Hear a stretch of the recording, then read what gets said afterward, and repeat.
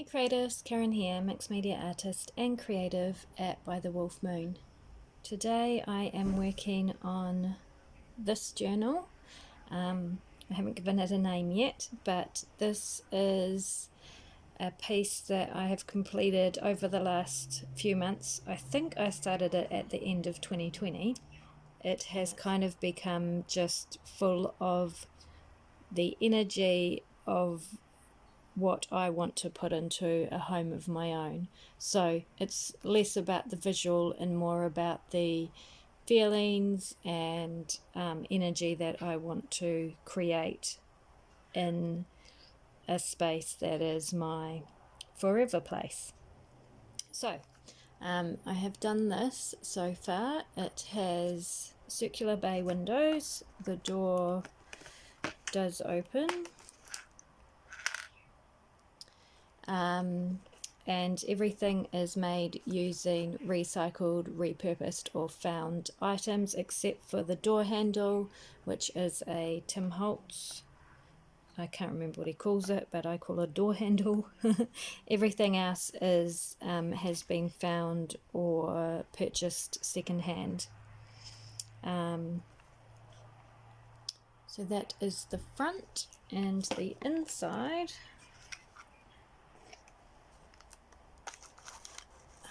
looks like this. So there is a little umbrella and a little walking stick.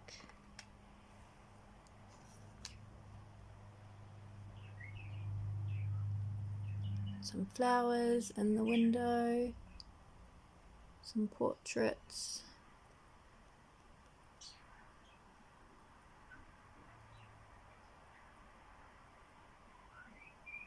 And cobwebs. So today what I wanted to do with you, because I did have a question from someone recently about whether I had filmed me creating something like this, and I haven't at this stage. So what I'm going to do today is create the back cover of this journal with you. And just so you know, I have no idea how this journal is going to work at this stage, but I am doing what I always do, which is starting and seeing where it takes me. So I'll put that to the side. So far I have cut a piece of cardboard that is 11 7/8 wide by 9.5 inches tall. That's the same size as the front cover. And then I have cut some strips of thinner card that are 9.5 long, but I am going to be cutting them down, by 1.5 centimeters, which is about just over half an inch wide. And what I am thinking is I am going to be using these as like wood paneling along the bottom. But first what I want to do is so that's going to be the inside of the cover. We'll have wood panels along the bottom and then wallpaper on the top. But first I want to cover the back and figure out what I'm going to do with that, which I don't know right at this stage.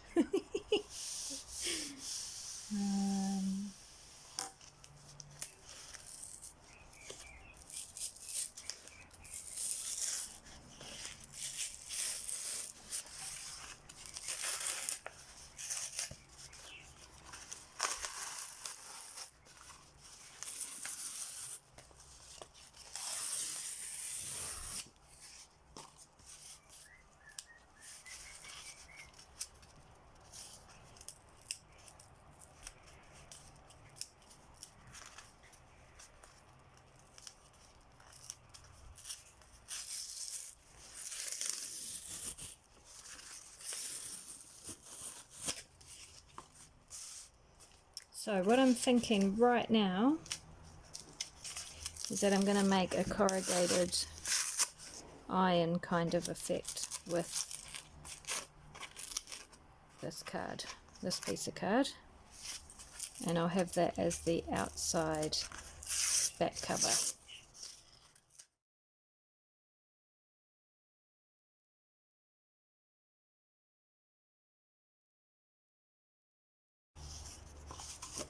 Okay, 2 bits of card. Now before I glue those on, I really want to cover the edges of this piece so I don't have to worry about that later. And to do that, I am going to use, I think I'm just going to use masking tape actually.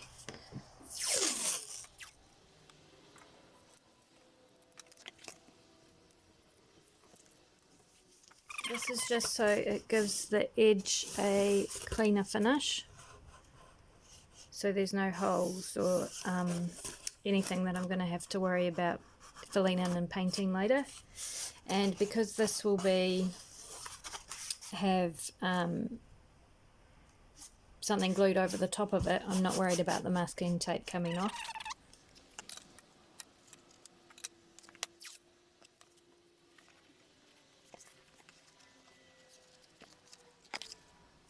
Okay, also see how this cardboard has a crease in it and the crease is going this way to fold inwards.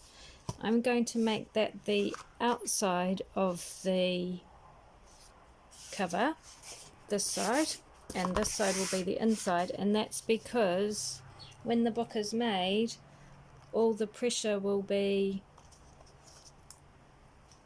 this way, and so it will keep it flat. But because I'm adding lots of stuff on top, it's actually not going to matter too much, that crease, because everything I add on top is going to strengthen it.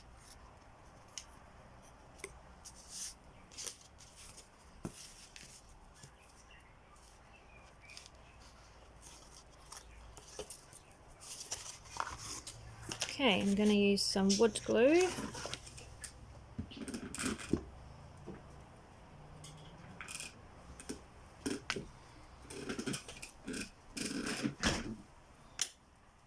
Just Gorilla wood glue.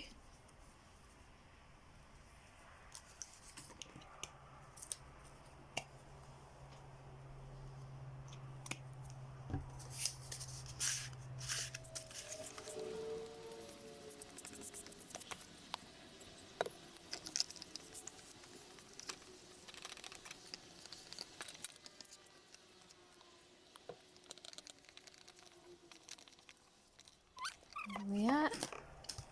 A really good covering of wood glue.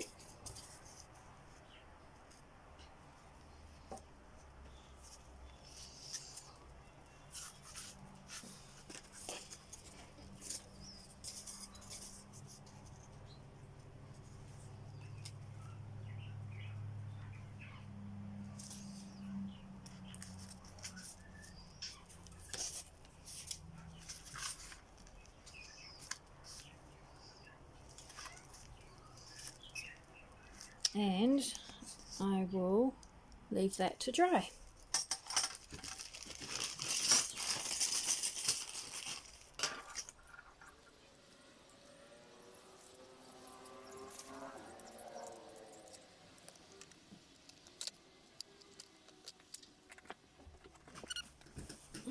Rice bag,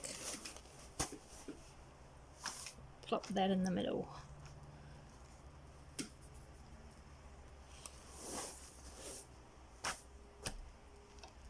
There we go, leave that for a few hours to dry and I'll be back. Okay, I'm back and this is all fully dried now. I am not worried about all these little fluffy bits of paper that didn't quite come off when I was removing the top layer, because that all just adds to the texture. Everything has a texture to it, especially outside, if it's outside, and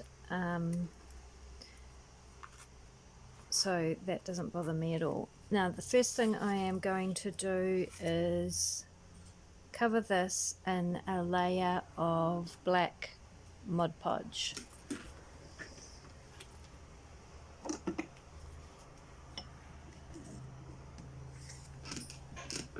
And black Mod Podge is simply Mod Podge, matte Mod Podge that I have added black acrylic paint to. And there's two reasons I do this. One is that it gives a dark base layer to work off, and the other is that it kind of seals the card.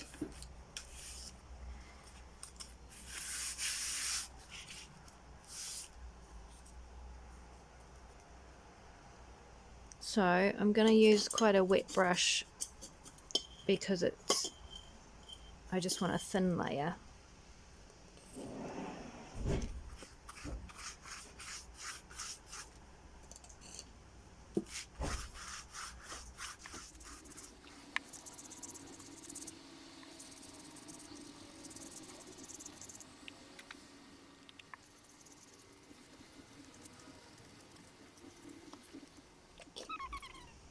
Okay, and I'm just going to make sure I get right around the edges as well, especially that masking tape that I put on earlier.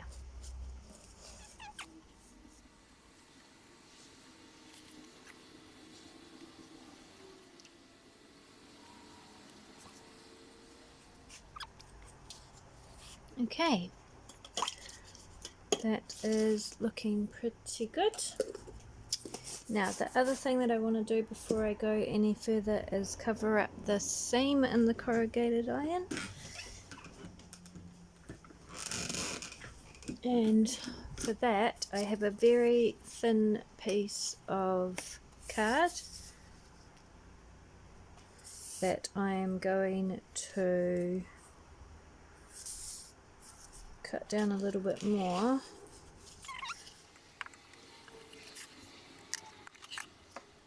I think I'll make it about 1/2 inch or 1.5 centimeters if you're in the southern hemisphere.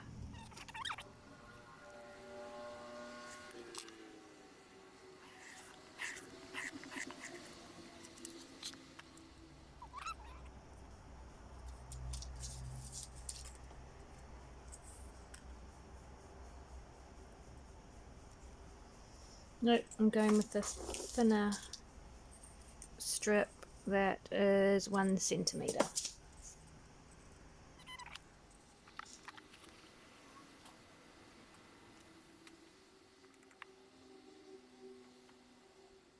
Okay, so just some PVA glue on that, and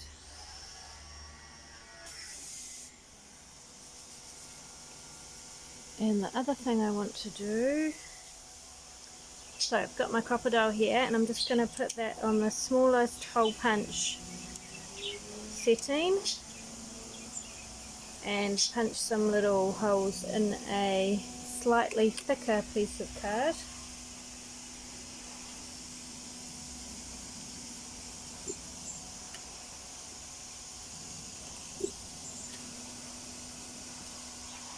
And that's going to give me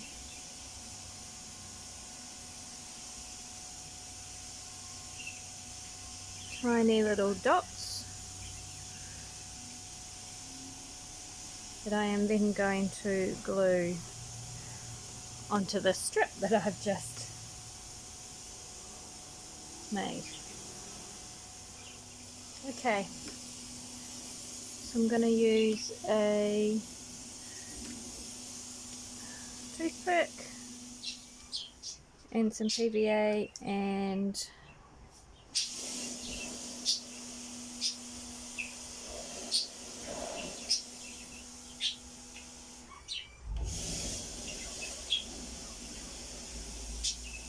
glue those little dots down.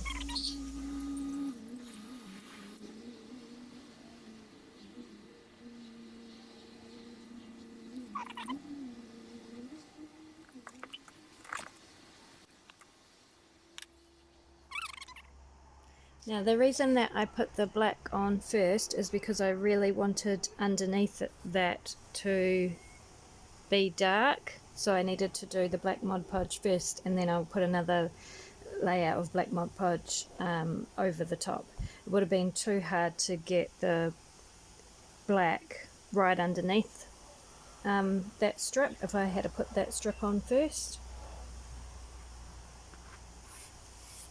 So I'll just wait for that to dry and then put a black Mod Podge layer on. Okay, now I have a grey paint. It's actually called Greige. I use Racine acrylic test pots, so it's actually house paint, but just normal acrylic paint is fine. It's just that I have these, so I use them up. And just with a damp brush I am going to go over the whole thing, and I'm not interested in getting full coverage. I want some of the black to show through.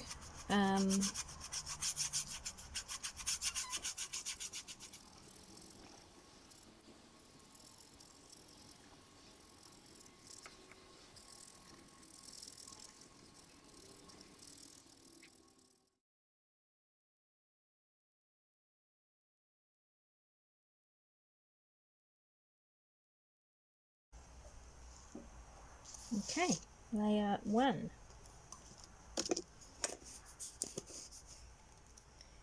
And now this is probably going to seem quite random, but now I have a metallic blue. I'm not going to clean my brush.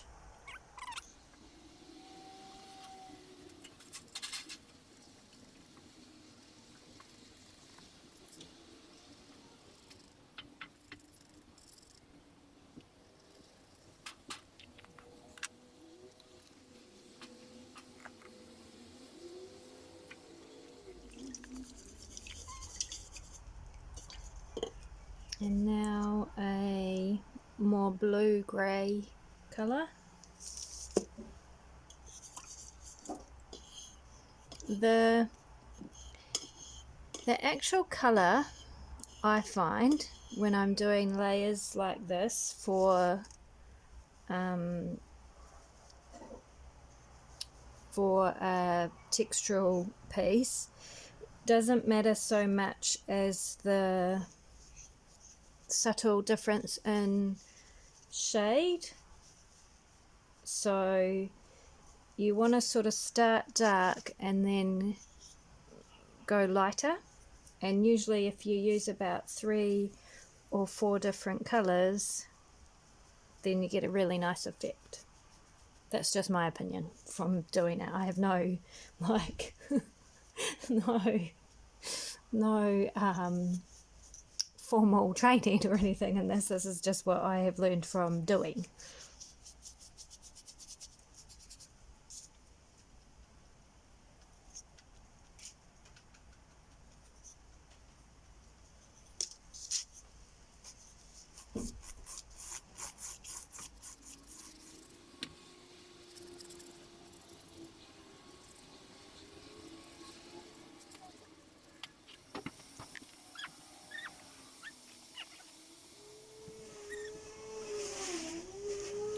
Now I'm taking a dark brown.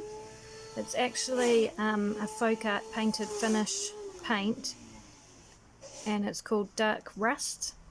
So it's part of a set that comes with light rust and dark rust, and it has a texture to it.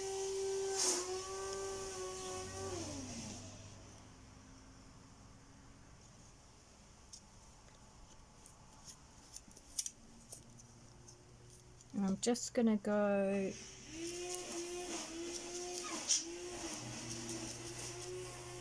lightly where that blue is.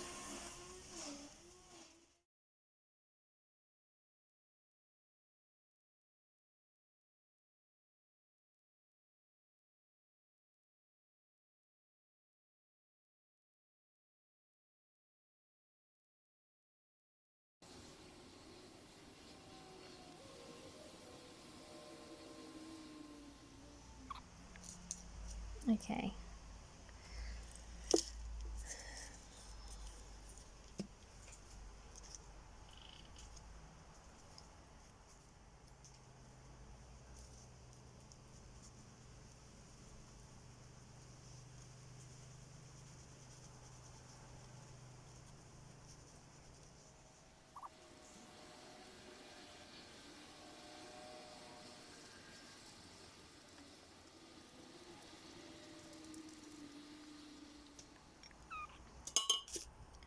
And the rivets.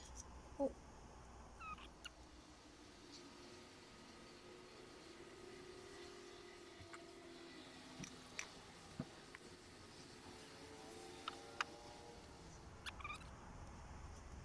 Okay, looking all right so far.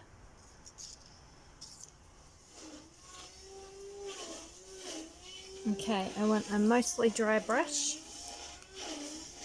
well, preferably all dry, but because I have no patience, this is as dry as it's going to be. And a very light colour. This actually has a tinge of blue.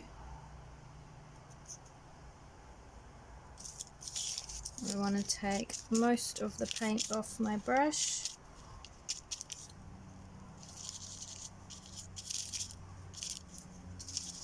And working from top to bottom, I'm just going to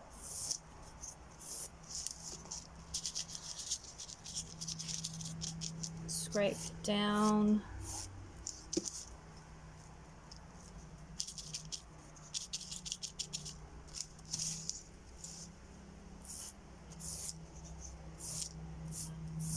Covering the whole thing.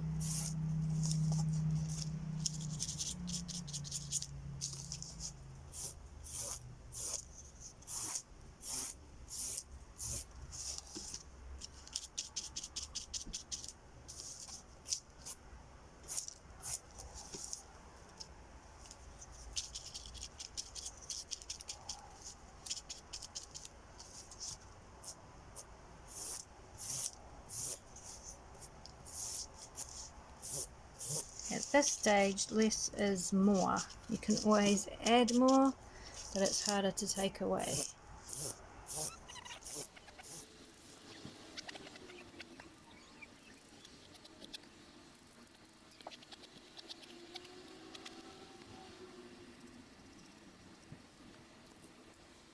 Okay, and we're done. That is my corrugated iron wall. So I think I'll leave it there for this video, so it's not too long, and I'll do another video of the inside, which is where I started this video and then swapped over to this side. So come back, and the next video I post will be doing the panelled wall with wallpaper. Thanks for joining me. See you next time.